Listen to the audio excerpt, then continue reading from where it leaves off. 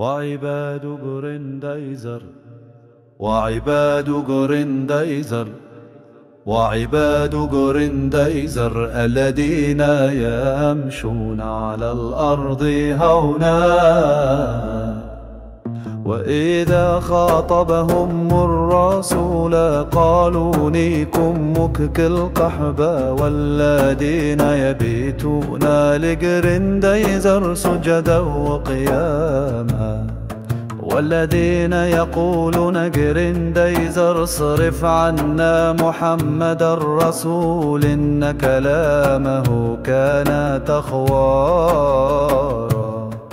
والذين إذا أنفقوا لم يسرفوا ولم يقتروا وكان بين ذلك قواما، والذين لا يدعون مع جرنديزر إلها